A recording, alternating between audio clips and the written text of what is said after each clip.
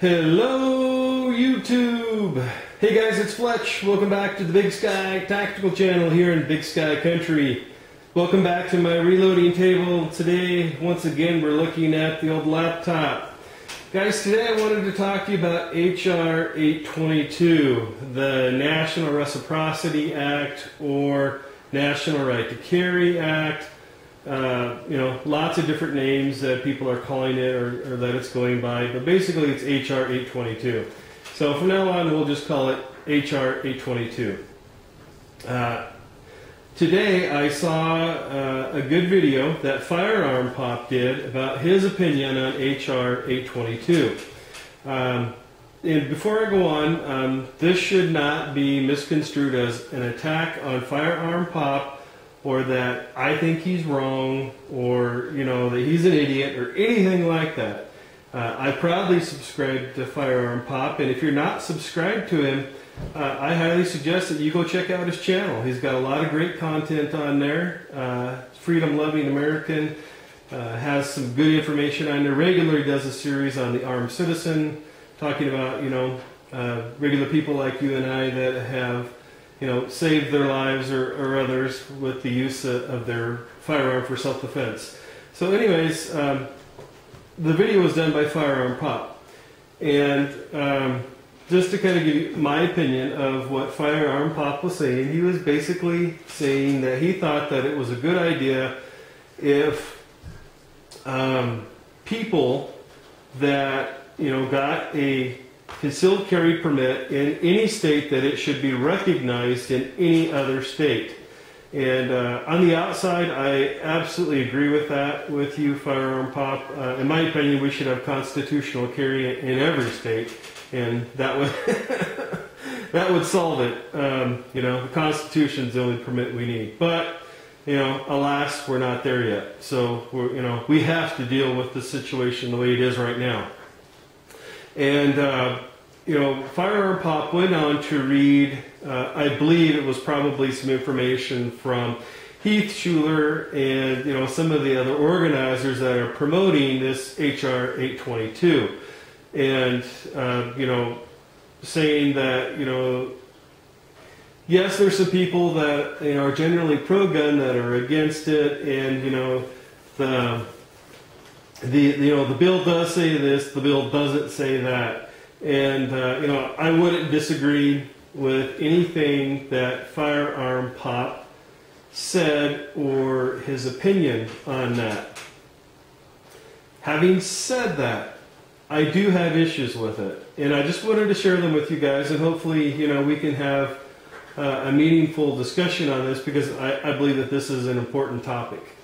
And after I watched this from FirearmPop, I went and actually read it, and then I remembered that I got something the other day from Dudley Brown from the National Association for Gun Rights. And by the way, for those of you that are Ron Paul fans, Ron Paul is a huge supporter of the National Association for Gun Rights, and I think he was quoted as saying something like that, the National Association for Gun Rights is the only no compromise association that's out there, and they believe everything, they look at everything in view of liberty and not just gun rights. So anyways, let's see here. I got this email the other day from Dudley, and I wanted to share it with you guys real quick. And guys, I apologize in advance. I know this is going to be a longer video. I've recorded this several times and tried to condense it as much as possible, but there's just so much information to cover. So please just bear with me for a minute. I think that this is worth it. So anyways, this is the email that Dudley sent out. Last week I told you some well-meaning, but in my opinion very misguided pro-gunners are working to pass a bill that could turn into a Trojan horse for more gun control. I was talking about HR 822, the so-called National Reciprocity Act, which could open the floodgates of gun control. I'm calling it the National CCW Registration Act. While the idea that all states should recognize the concealed weapons permit is sound public policy, the use of the anti-gun federal bureaucracy to implement it is simply foolish. Can I count on you? And I'm not going to read the action steps that Dudley wants you to do. If you're interested in taking those action steps, if you go to their webpage, let's see here, National Association for Gun Rights, their website is www.nationalgunrights.org. Again, that's nationalgunrights.org, and all that information is there on the website. So let's finish reading his email blast here. Once the federal government is in the business of setting the standards for concealed carry permits, it's only a matter of time before they start using that power to restrict our rights. Now, you may hear arguments that this bill doesn't do that, and maybe that's true for now. Even worse, once the bill starts moving, anyone can amend the bill with anything, and no legislation can bind a future Congress in any way. That doesn't count what Obamacrats in the Department of Justice might dream up as their regulations to carry out the legislative intent. Hey guys, I totally agree with that. And if you haven't seen the video that I did on what the ATF is doing now, this is the video. It's called, and I'll put a link to it below. The BATFE or ATF is at it again, and basically it covers what the exactly what Dudley is saying is a fear of his is exactly what the ATF is doing right now, and it's interpretation of the law.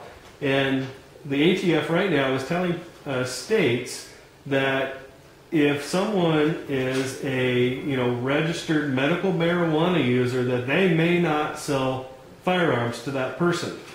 And on the outside, that may look like, yeah, what's the big deal? It's just for potheads. Well, that's exactly what they want it to be. So they're opening up a can of worms on a controversial subject, so people won't see that as it applies to them. But what happens when it's post-traumatic stress disorder? What happens when it's people that have chronic pain issues?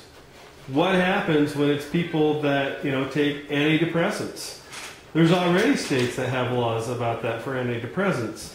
So that's not a stretch by any means to think that might happen. So let's move on.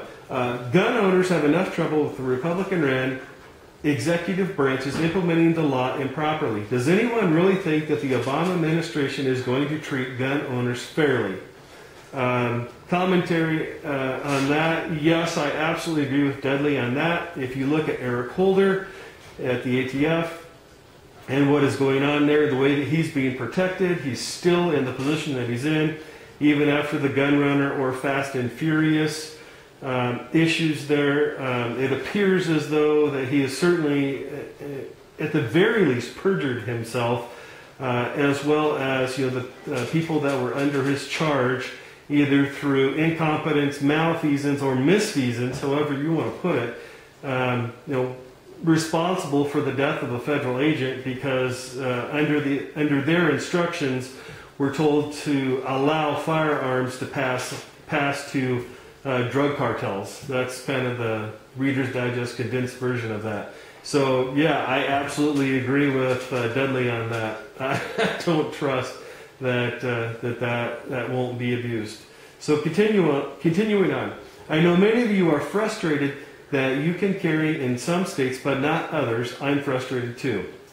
I carry concealed every day everywhere I go and have worked to expand the ability of citizens to carry in dozens of states.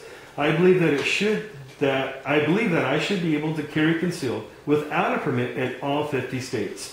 And that's basically, constitutional carry that I spoke about before. But continuing on, that's what bear arms means. Believe me, that's the long-term policy goal for the National Association for Gun Rights.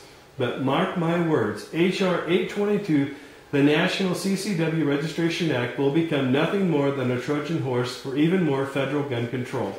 I understand that many who support this bill will sincerely just want their right to carry respected, but cannot due to the fact that their state or another won't do the right thing.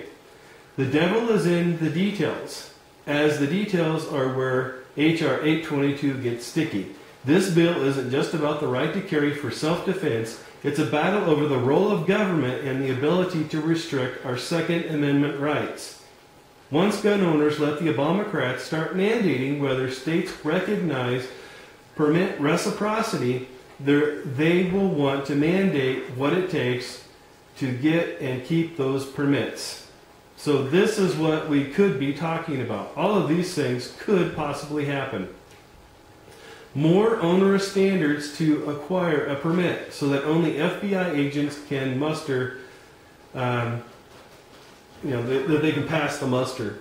Look at New York's permit system, Dudley says. And I totally agree with that. And for those of you that aren't aware, that's pretty much, you've got to be at that level to get any type of a concealed carry permit in the state of New York. Also, here in Montana, it's a very free state. I can carry open or concealed pretty much anywhere in the state. There are a few caveats to that. The first being in an incorporated city, the city can have a provision stating that you can't carry concealed in the city limits, and then you can get a concealed carry permit that will allow you to carry inside the city limits. However, here in Montana, the law is written as shall issue, meaning that the sheriff must issue you the permit upon your request unless he can show just cause as to why you shouldn't be issued the permit, rather than you as the person requesting the permit being able to, quote unquote, prove that you have a need for it. So I totally agree with Dudley on that. I don't think that we need any higher standards, and I don't want the federal government coming to Montana and telling us that we have to do it differently, and that could happen. Higher fees. Anytime you've got government entities involved in something, you're going to have waste. And with waste, the cost of everything goes up. Just look at Medicaid and Medicare. Enough said. More training requirements. Right now in states like Montana and a lot of our neighboring states, very basic requirements. If you go to carryconcealed.net and you go to the USCCW Carry Concealed Reciprocity map, and I'll put a link to it below, and click on the state of Montana, which is where I live. All of the green states are all of the states that will accept your Montana carry concealed permit.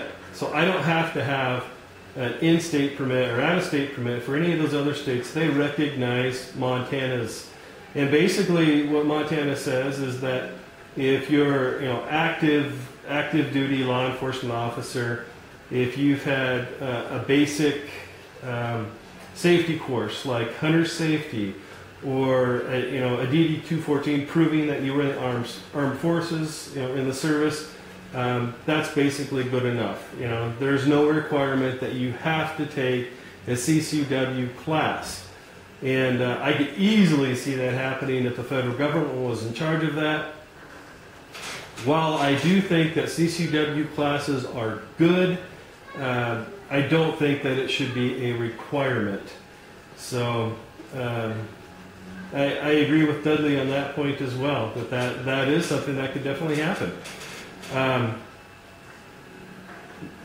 See, we left off on more training requirements. Next is the demonstration of need for the permit. As I talked about before, in most of the states that we were looking at earlier that were green, their laws are written that the sheriff shall issue the permit. You don't have to show a need for it.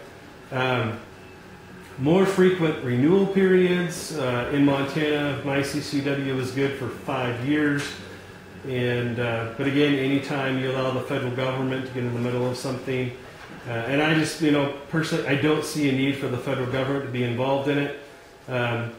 All these states in green, all it took was for them all to talk to each other and come up with some basic standards. And that's what a lot of people are afraid of with this HR 822, is that the federal government, and they can take the most simple thing and make it the most, stupid interpretation of it in the implementation of it, or the interpretation of it as we're seeing the ATF or the BATFE doing right now. And, for those of you that live in Illinois, or, yeah, I know I said Illinois instead of Illinois, but, or California or New York, man, I feel for you guys, but you know what? You choose to live there. There's nothing that says that you can't move somewhere else. It will never be cheaper to move out of, the state that you're in than it is right now. The cost of yeah, I don't know. I know that sounds a little maybe judgmental or whatever, but those are the facts. Inflation goes up every year, and there's always a reason why you can or can't do something. And I definitely practice what I preach. 5 years ago, I got tired of living in the state that I was in, being Californicated, and I moved to Wyoming. And most of our family moved here with us. And it's just a matter of what is your freedom worth to you, and that's the way I look at it. Doesn't mean I think you're wrong if you disagree with me. But, we definitely had to make some sacrifices in order to make that happen as well. So, anyways, continuing on here. Federally mandated waiting periods could also be enforced by the federal government. I could definitely see that happening. They're always trying to do that, even right now, just with the purchase of firearms.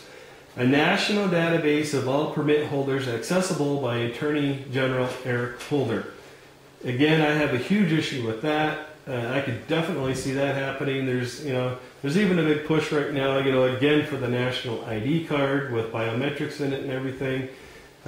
Just a bunch of hogwash. And then the next bullet point: an extensive federally created list of criminal safe zones. And I like the way he puts that. Instead of gun safe zones, it's criminal safe zones, because only the criminals will have guns there. And we've all seen the tragedies from that. And then the last bullet point is the list of potential problems is endless, and I agree with Dudley on that as well. It's a slippery slope, and Dudley's asking you to take some action steps here. And then he goes on, I haven't even mentioned that this legislation would shred the constitutional carry provisions that are on the books in Arizona, Alaska, Vermont, and Wyoming.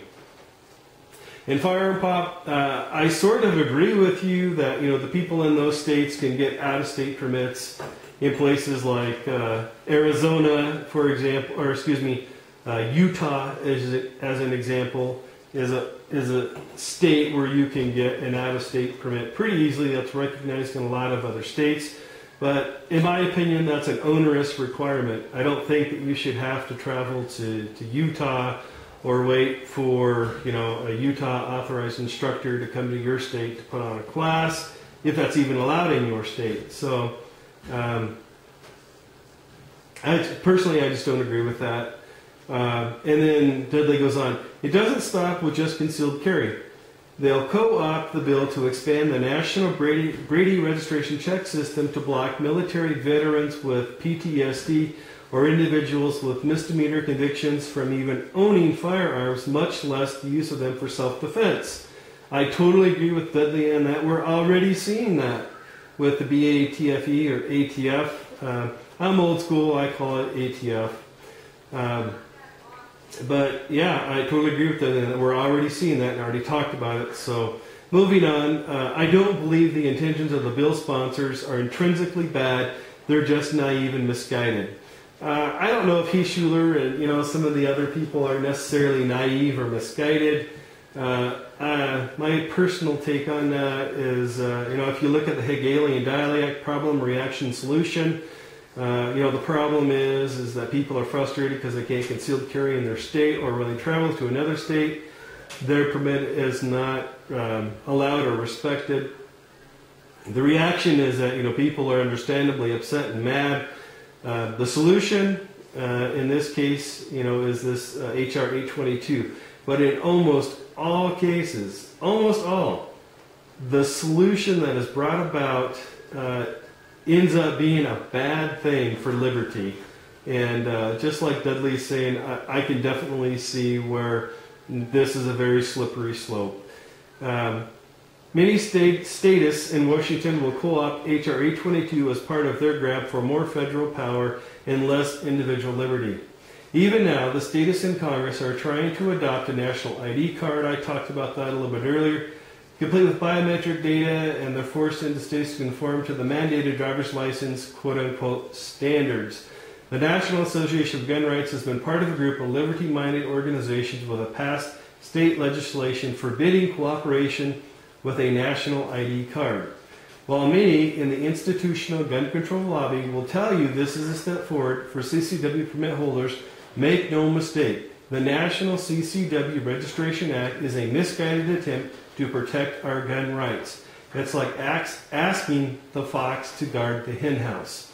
They will use this bill as a foundation to create a federal database of CCW permit holders, and then they could link it everywhere the feds have database connections. State police, doctors, and insurance companies with Obamacare, Medicaid, Medicare. I am sorry, but I refuse to entrust my liberty and privacy to a quote-unquote trust us, they won't do that approach to dealing with Obama, the gun grabbers, or frankly most politicians of either party in Washington. And personally, I agree with Dudley on that. We're already seeing that with the ATF, as we've already talked about. And, I don't necessarily agree with everything that Dudley Brown has to say. And, here's their website again. And I certainly don't think, that the sun rises or sets in the crack of his ass. And I'm sorry if that offends you, but, I believe in just telling it like it is. There's been several issues in the past several years that, for whatever reason, the NRA has just taken a complete pass on. And in my opinion, are huge issues. And having said that, yes, I am a member of the NRA, and I probably always will be. But I think that some of these other smaller organizations have much more of an ear for liberty and not just quote-unquote gun rights. And as an example, Hillary Clinton signing the UN Small Arms Treaty, a very unconstitutional act in my opinion, sponsored by the Obama administration. And the Gun Owners of America, Larry Pratt's association, with the whole gun runner or Fast and Furious scandal with Eric Holder that I was talking about earlier. Both of those issues, the NRA was nowhere to be found on either one of those issues until they were very well established and they were kind of forced into the limelight on those issues and to tell their constituents about it. So, yes, I do care what Dudley Brown has to say about this, and I do respect his opinion. And I think that he brings up a lot of great concerns. So, what do you guys think? Am I all wet on this? And, again, this is not meant to be an attack on FirearmPop. I'm not saying that I think he's wrong, or that he's ignorant or ill-informed or anything like that. I respect him, his channel. I probably subscribe to him.